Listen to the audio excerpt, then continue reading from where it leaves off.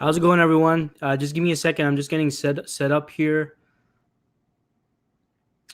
Uh, how's everybody doing today? How's everybody's weekend so far?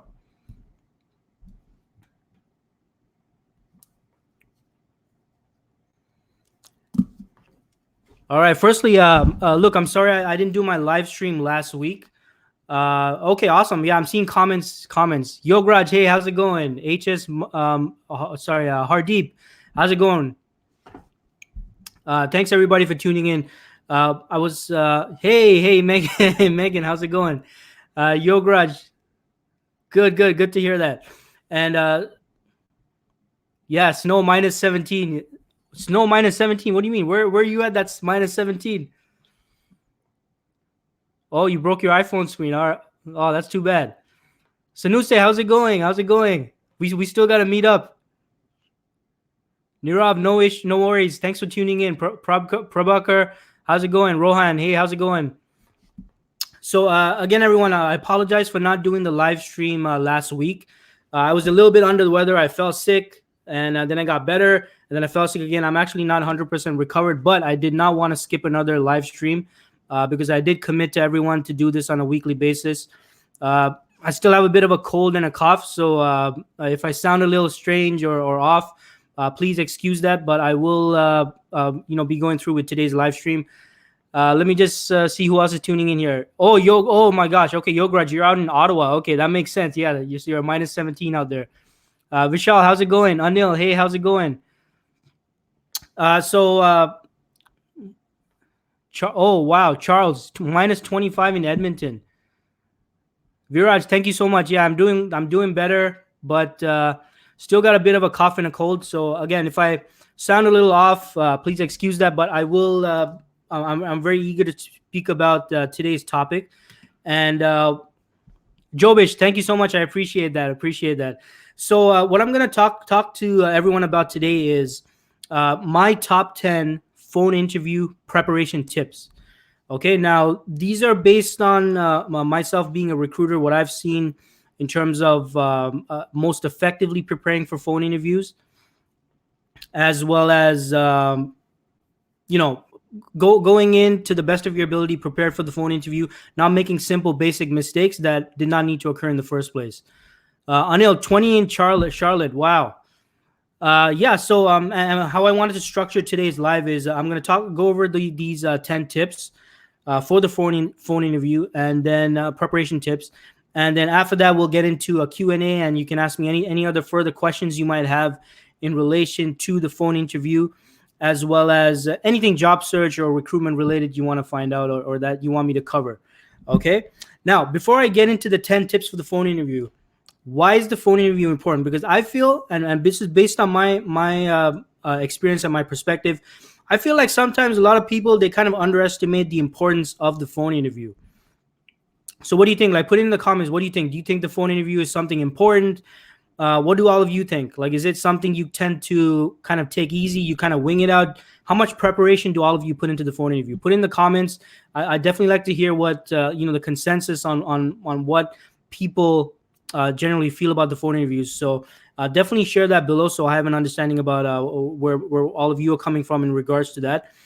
But before I get into that, again, before I get into my 10 tips, the phone interview, what everyone needs to take into consideration is the phone interview is, and it depends on who you're speaking with, right? But for the most part, it's like a preliminary phone conversation that'll help set you up for the remainder of the interview and recruitment cycle. Right now, it depends on again, who you're meeting with, how many interviews are in the process. But for the most part, the phone interview is that very important initial first step. And I see some comments coming in here. Rohan, you take it very seriously. Okay, perfect. That's great. It's for some kind of screening. Absolutely, it is. Matusan, yeah, exactly. That's pretty much it. So Matusan saying that the phone interview takes you to the next stage is pretty important. Absolutely, 100% agree. Charles, I don't take it lightly as it's my first opportunity to put a personality to the resume. Exactly, absolutely.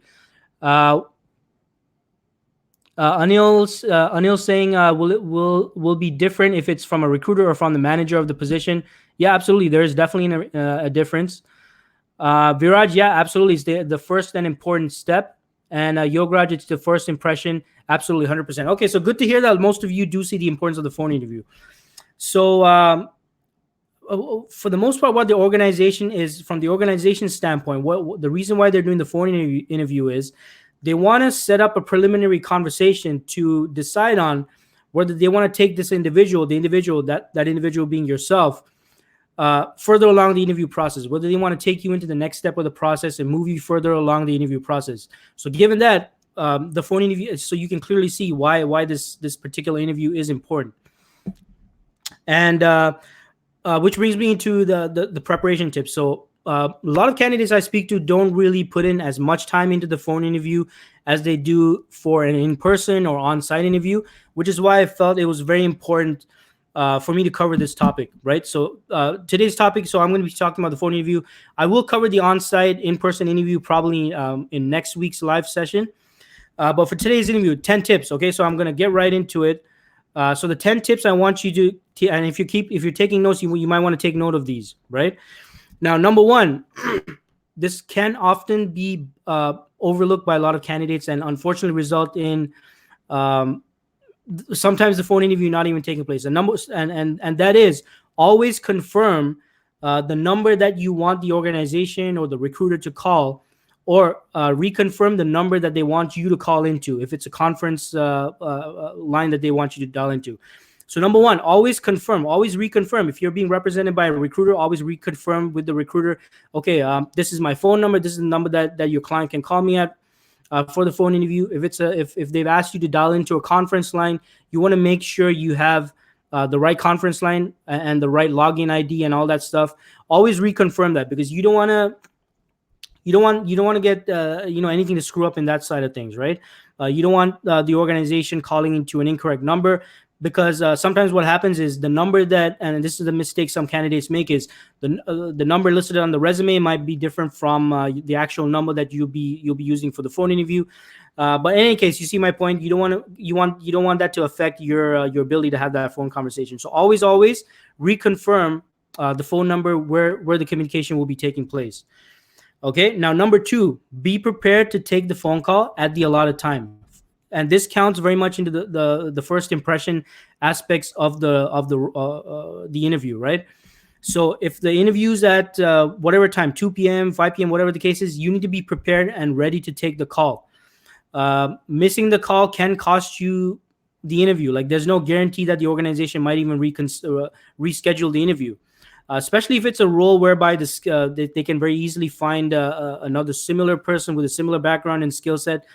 So you want to make sure that at your end, you're 100% prepared to take the call. You have no other reason to delay it or not get there. If now, that being said, if for any reason there is some kind of an emergency or something unexpected that comes up at your end, you definitely want to give a heads up, either to, if you're being represented by an agency, to the recruiter who's representing you, or if you're applying directly for the role and you're in direct communication with the organization, you want to give them a heads up and let them know if there's any delay, any emergency of something of that sort, so that they're aware of it. Okay, so that's tip number two. Now, the third point is ensure that you're in an environment which is three things: noise-free, distraction-free, and whereby you have a strong cell phone signal if you're using a cell phone. And most of us these days are using cell phones. So again, make sure that whatever environment you're in, maybe you're at home, maybe you booked some conference room, you want to be, and my point here, folks, you want to be able to concentrate 100% without worrying about what's going on around you. You don't want to be distracted by anything else going on. And even if maybe you're currently employed, you booked a conference room, make sure that you can still speak freely, because I don't want you stressed out about other people overhearing you or walking in, because then you can't have a real dialogue and conversation, because you're constantly worried about or distracted by things in your environment. So make sure you're prepared for that. Make sure you're able to have a good conversation without having to worry about anything else, and focus your attention 100% on the conversation and the phone call. And the cell phone signal thing, very important aspect, because this is something a lot of candidates don't think about or bypass. Maybe you're in an area or a room or a part of the building that you're at, which might not have a strong cell phone signal. You don't want that to affect the phone call. You don't want the call cutting in and cutting out, or them not being able to hear you. So keep in mind that, and test it out before the interview. Test it out. Test out the area that you're going to be having the conversation in. and see, okay, is my cell phone, does the cell phone signal, is there a strong signal? Would I still be able to have a good conversation? Prepare for that, folks, because that is something that a lot of people won't think about, right? I know I wouldn't. If I was a candidate, like that would probably be the last thing I think about. Do I have a cell phone signal in the area that I have booked or designated to take this phone call? So keep that in mind, and be aware of that, right? Now, going into the actual preparation of the conversation, uh, I probably don't have to go over this point number 4, but research the organization. Unfortunately, it does happen quite frequently, and this is why I need to bring this up, whereby the candidate does not research the organization, and for whatever reason, some people are taking this phone interview again not very seriously. They're not researching the organization. They think it's going to be a preliminary, chit chat or conversation, but no, you need to research the organization. Now, I'm not saying you need to spend like 2-3 hours researching the organization, but be able to answer the question, what do you know about our organization, or what interests you about our organization? What do you know about us? These are standard questions that may be asked on this phone call, or any initial interview or phone interview. So have an understanding about what the organization does, what their mandate is, what products, solutions, services they offer, any standout achievements, awards, maybe charitable involvements that they have. These are things that you should have some at least high level or general knowledge about, right? And again, I don't want you to spend too much time going in too deep into researching the company. You don't need to know every single detail about the company, but at a very high level, at least know what they do, what their mandate is, their products, services, solutions, and all of that, and be able to answer that question on the phone. What do you know about us, right?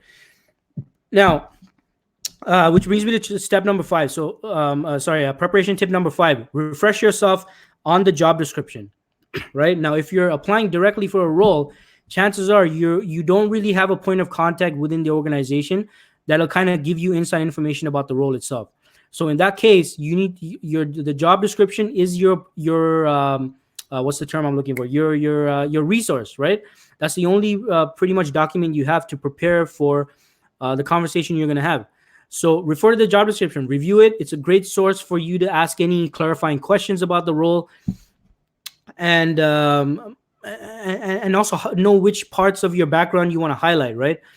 Now, if you're being represented by an agency, by a staffing agency, by a recruiter such as myself, right? Given that I work on the staffing agency side of things, your recruiter who is representing you should be setting aside time to have a more in-depth conversation about what their clients are looking for, right? This is something that I do. At my end as a recruiter, I always have a conversation with my client to figure out what their needs are, what their wants, what they're looking for in an ideal candidate, what to expect at an interview. I always have that conversation in advance, so I'm able to well prepare my candidates. So if you're being represented by an agency, you need to reach out to your recruiter or whoever's representing you at the agency, and set up a phone call or a conversation, whatever you need to do, and have them educate you on what to expect at the interview, who you're meeting with, what they're like, who's going to be, if there's multiple stakeholders, what are their titles. This is all information that'll help you again further prepare for this phone call, right?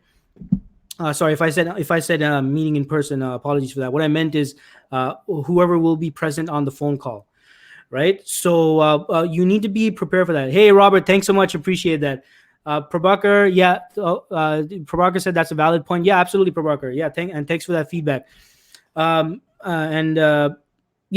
if you're being represented by an agency, that's what I was saying is make sure you have that conversation with your recruiter and have them educate you on what to expect on this phone call, who you're meeting with, and also go a little deeper into the role itself, right? Because the job description, and if you've been following me for a while, this is something I say over and over like a broken record. The job description does not always tell the full story.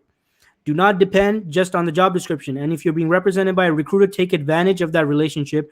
Reach out to them and ask them what the real story is behind the role. Now, there are some situations where where certain agency and client relationships are highly formalized. Like there might not be a direct contact with the hiring manager in the cases of certain procurement processes, right, at certain organizations and agencies in terms of the partnership. So there may be some cases where the job description is all they have to go with as well, where the agency, that's all the information the agency has. But that is the minority of cases, right? So your recruiter should educate you or give you more intel and inside information about the role and what to expect. Now, if you're an agency recruiter and you have this information and you're not preparing your candidates with that information and intel about the role, then shame on you, right? Because it's your responsibility to make sure that your candidates are informed about who they're going to be having the phone call with, as well as the nitty gritty about the role. Uh, and if you have that information and you're not communicating that or taking any efforts to communicate that to your candidates, then you're not doing your job. Okay, so keep that in mind. And again, if for those of you who are job seekers and candidates, set up that phone call with your recruiter, touch base with them before the phone call, the allotted phone interview, and ask them the further details about the role, and basically have them tell you more information about the role outside of the job description, right? I went a little bit long over there, but it's a very important point, right? So hope everybody keeps that in mind. Now, point number 6, refresh yourself on your resume. And for those of you who've been following me for a while, again, you might hear me say, don't depend on your resume. Your resume is not the only thing. But that being said, the resume is the document that the people on the other end of the line have in front of them that represents you. That's the only document they have. Keep in mind, this is a phone interview, right? They're speaking to you over the phone. All they have in front of them is your resume. So if that's the only document they have in front of them to represent who you are, you better be an expert on it. You need to be the expert on your resume.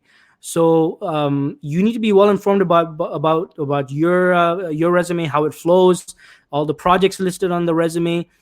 And by the way, before I forget, I should have actually added this as one of the tips. I would highly recommend having a printout of your resume and the job description in front of you. So you have that right in front of you. And if they ask any specific questions about something specific listed on your resume, you know exactly what they're referring to, and you can kind of break it down further. But at your end, refresh yourself on your own resume, folks, and go over the most recent projects you've completed, and especially the most relevant projects. And select, and this is especially important if you're at a senior level in your career, select your most standout projects and the most relevant projects that you can discuss in a bit more detail at the phone interview. So again, point here is be an expert on your own resume. The resume is not everything, but you need to be an expert on it because it is the document that represents you. Think of it like almost like a marketing brochure, right? You don't want to depend on the brochure, but you got to be able to sell the customer on the brochure, and in this case, the customer is the hiring organization. Okay, and again, highly recommend you have a printout of your resume and the job description in front of you. Robert, thanks so much. I appreciate the feedback. Dave, hey, how's it going? I'm doing great, thanks. How about yourself? Haki, what's going on?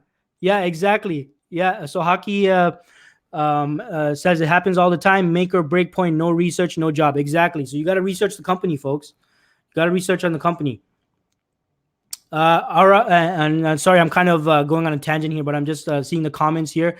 So Arafat says, what do you think about keeping my laptop open with all the required documents in the laptop? Yeah, absolutely, Arafat. That's a great suggestion. Definitely feel free to do that, because then you have everything you need in front of you, and make sure you're organized. You don't want to be flipping, have like 20 tabs open and not know what to refer to. So as long as you're organized, absolutely have your laptop in front of you.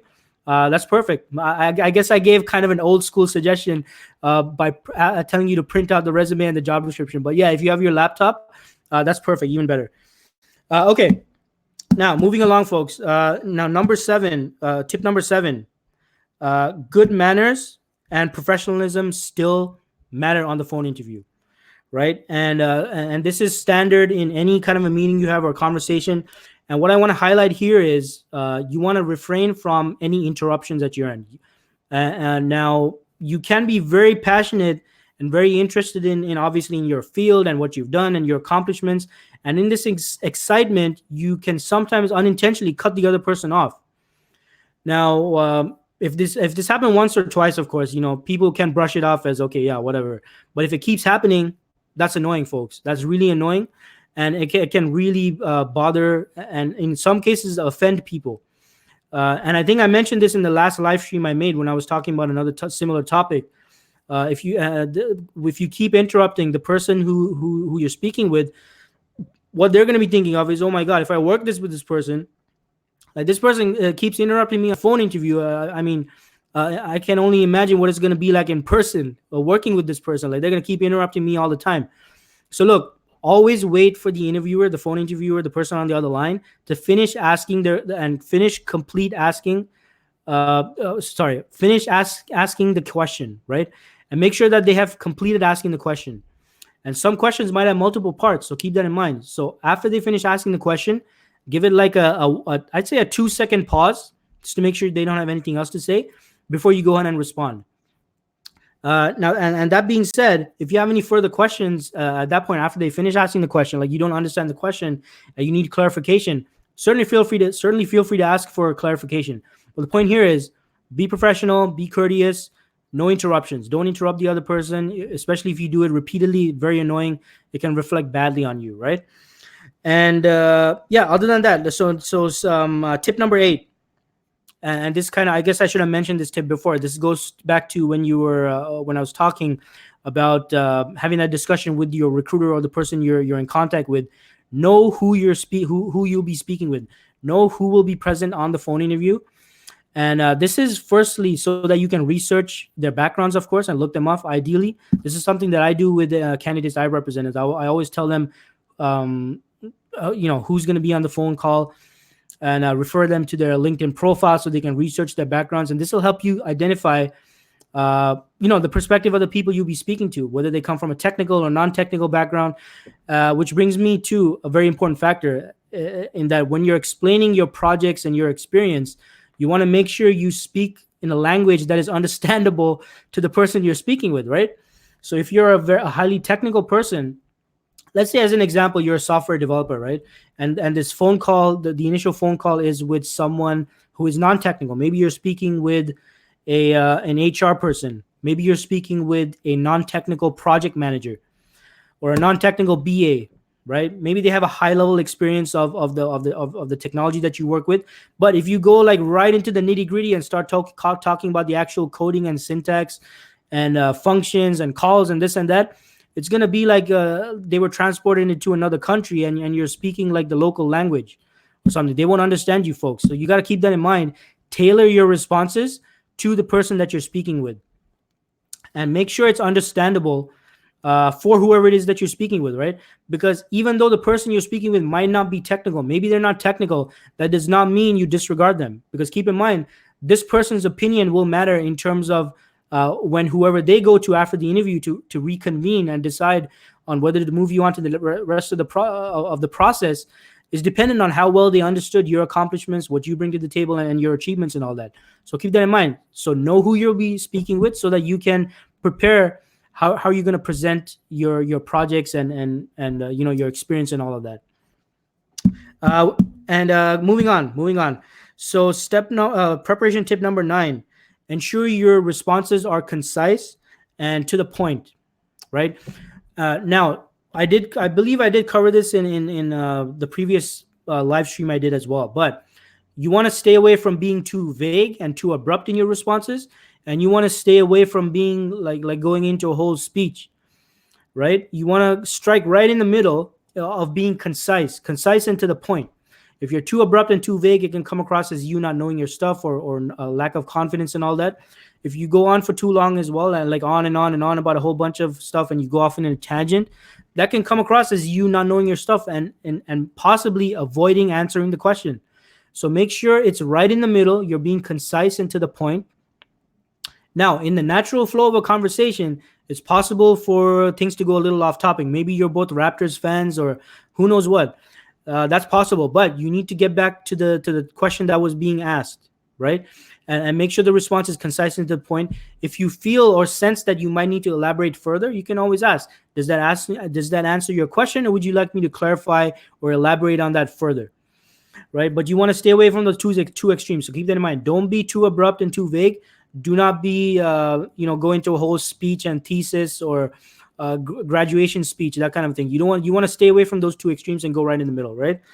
Now, tip number 10, which is I kept for the last because it is, if not in my opinion, despite the importance of all the other ones I spoke about, the most important piece of advice for the phone interview, and that is the tone of your voice. Folks, on the phone interview, remember this. Your vocal tone, the tone of your voice is all you really have to convey your personality, your enthusiasm, and your interest in the role, and all that other nonverbal stuff, right?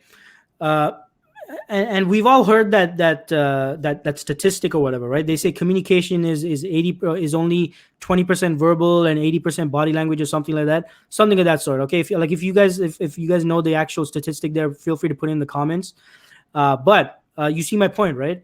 If if in person you're able to convey that with body language, on the phone you don't have that. All you have is your brain and your voice, and you want to make sure that you're with your voice you're conveying your personality, enthusiasm, your interest, your confidence, and that's gonna kind of give them a glimpse, at least over the phone, of you, who you are as a person.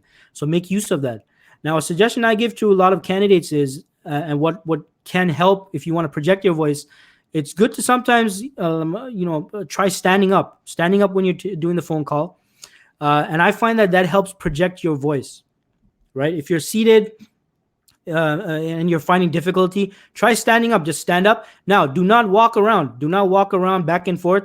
You're going to start, because when you're talking and walking around, you might run out of breath, right? And I don't want you to sound like you're panting and huffing and puffing or anything like that. So just keep that in mind. If you want to project your voice, you can always try standing up and projecting the voice and using that. So my point is, with this final point, make use of the tone of your voice. It's very important on the phone interview. It's how you're going to convey who you are, your personality, and enthusiasm for the position.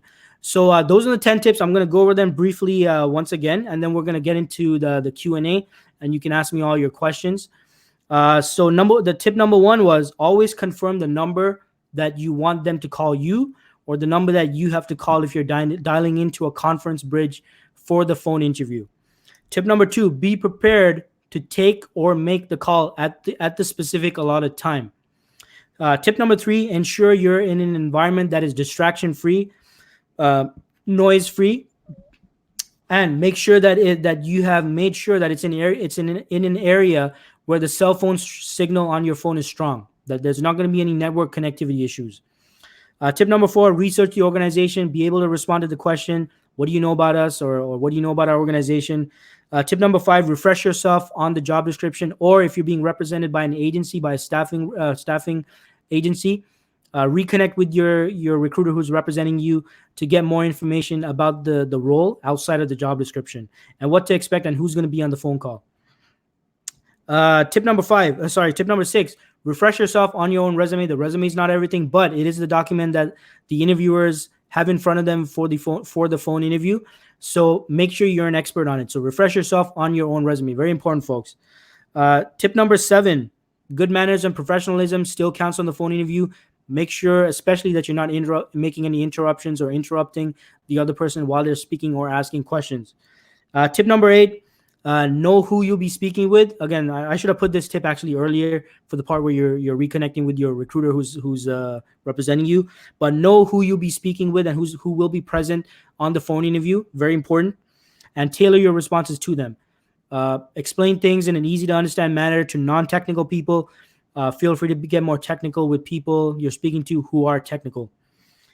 Tip number 9, ensure your responses are concise and to the point. Stay away from being too abrupt and too vague, and stay away from going on and on for way too long as well. Aim for being concise in your responses. And tip number 10, don't forget the importance of your tone of voice. On the phone interview, all you really have is your brain and the tone of your voice to convey who you are as a person, your personality, your enthusiasm, and all of that. So look, I hope those tips are very helpful for you. So what I'm going to do now is I'm going to open it up for questions. So any questions that all of you have with regards to phone interviews or just job search in general, feel free to ask. I definitely like to take this time to go over some questions. So let me just scroll over my phone here and see if there's any questions so far. And by the way, folks, there is a bit of a lag. This is a great platform. I'm using StreamYard for these live streams. It's a great platform. Now, that being said, there is a bit of a lag. So if you ask a question and then I don't answer right away, it's not because I'm ignoring you. It's because I'm probably just waiting for it to show up on my screen. So let me see here. So there's no questions yet so far. Let me see. There's some people who have commented. Priyanka says interviews. The interview is a stepwise process. If you don't clear step one, reaching step two will be difficult. Absolutely, Priyanka. That's a very good point. And that's why the phone interview is important, because it is pretty much step one in the process. And by the way, if you have any questions you want to ask me, but you don't want to ask publicly, obviously, feel free to send me a private message on LinkedIn, and I will do my best to respond on there as well. So let me just open up my my messages here. Let's see here. Uh,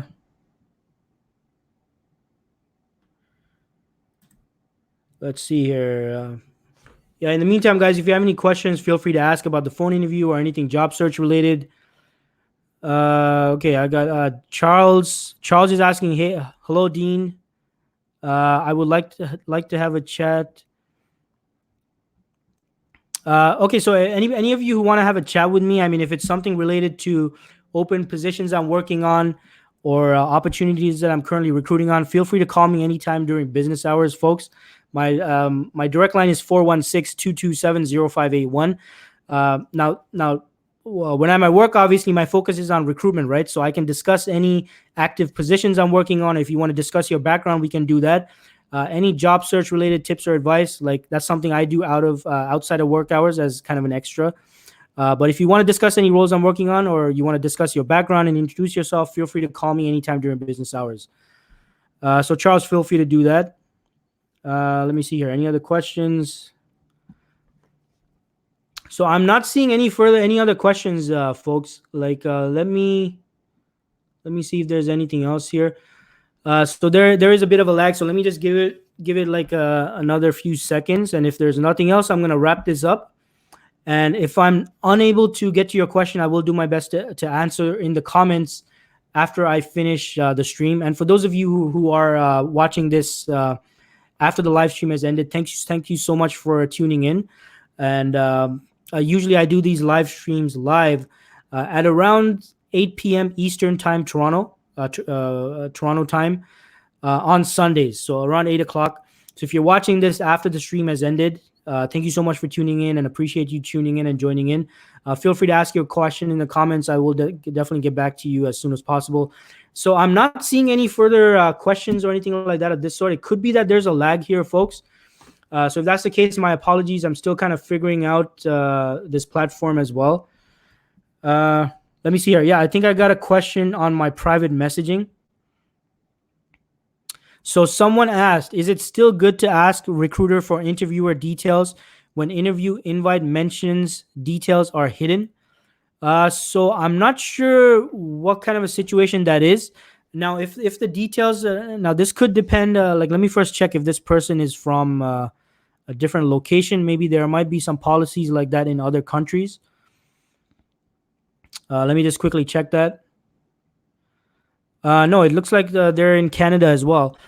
So as far as I know, like the only situation whereby they want to hide the interview details up front is maybe if it's an interview situation where the organization is looking to replace an existing employee, right? Now, those are the only situations whereby the client might not be as forthcoming with provide more upfront information about what to expect for the phone interview, right? So maybe that's the situation. It could be that, but I'm just want to make sure I understand this question. Is it still good to ask a recruiter for interview details when interview invite mentions details are hidden? Yeah, I mean, other than that, you certainly, I mean, at least it doesn't hurt to ask the recruiter again. Feel free to ask them if any further information can be provided, just so at your end you can be well prepared for the phone call and the meeting. And ask your recruiter or your point of contact if further information can be provided as to who will be on the call. And if they can't provide you names or anything of that sort for whatever reason, which I haven't really seen myself as a recruiter, like that ever happened. But if for any reason that is the case, at least ask, okay, what are the titles of the people who will be present on the phone call? Because then at least you have an understanding of, okay, who's going to be on this phone call, and what kind of a perspective do they bring to the table, and how should I gear my responses and aim for my what level of technical should I really get into? right? So hopefully that answers your question. But yeah, that was kind of the long answer, but short answer, yeah. I mean, ask the recruiter again if they can provide any further information. And yeah, that looks like pretty much it, folks. I don't see any other questions coming in. If you have been asking questions and they're not showing up due to the lag, my apologies for that. I will do my best to answer the question afterwards. Oh, I did get another question here on my private messaging. So let me see here. So this question, someone asked me in a private message. What are the recruiters looking in LinkedIn profile? So that's a great question. Now, my perspective, of course, comes from being an IT recruiter, right? So and it depends on the type of role I'm recruiting on as well. If it's a technical role, I'm primarily looking for technical skill set. So let's say I'm looking for a Java developer. I'd probably be looking for Java development related technologies. So Java and the associated technologies that my client is looking for in the position, right? So I'm primarily looking for skill sets. Now, if it's a non-technical role, like maybe it's like a project manager or a business analyst, something of that sort, I might be looking for types of projects because my client might be in a certain type of industry or field. So I'd be looking in the profile as to what kind of industries or companies has this individual worked in that my client is ideally looking for in their next hire, right?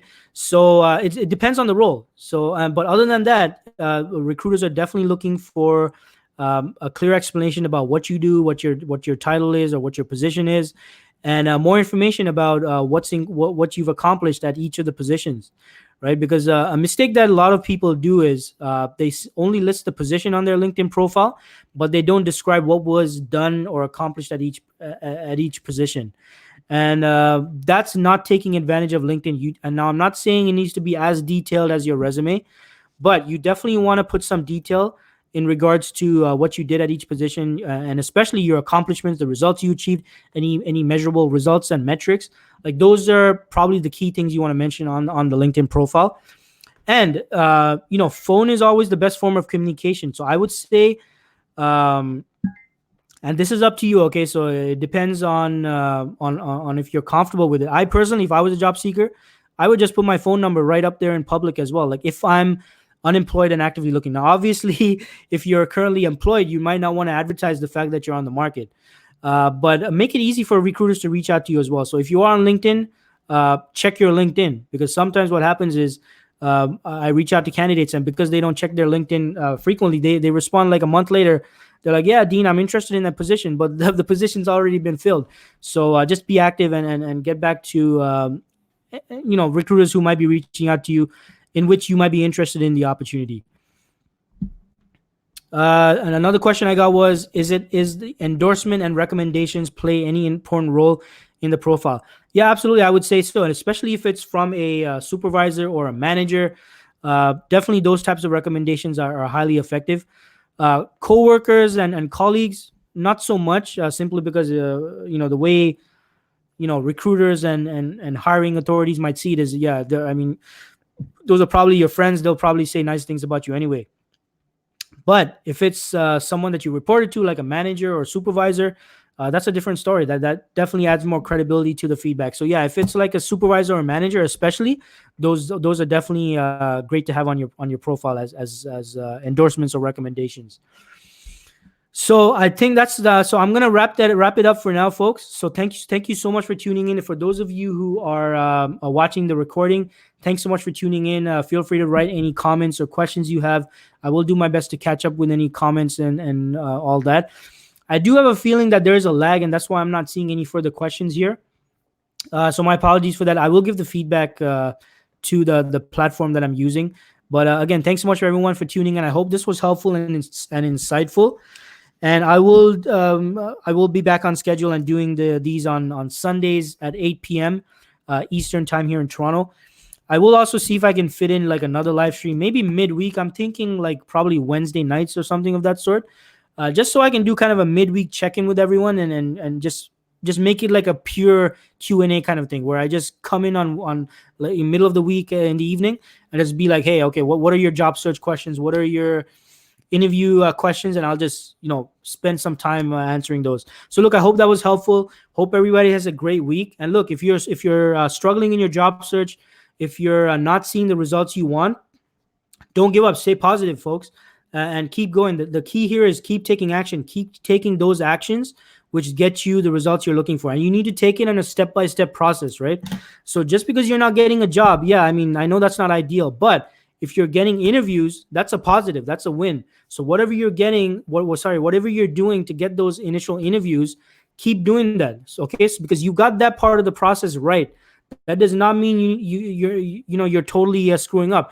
It means you've got that part of the process right, but you're struggling with that remaining part that's converting those interviews into offers, job offers. So stay positive. Keep doing what you need, whatever you're doing to get those interviews and those phone calls. Now what you need to do is hone in on, okay, what am I doing at the interviews that are preventing me from converting these opportunities into a job offer on the table. So look, hope that was helpful. And again, stay positive, keep going, keep taking action. I hope everybody has a fantastic week, and we'll check in again next week. Thanks so much again for everyone for tuning in. Hope this was helpful, and take care, everyone. Have a good night. Bye.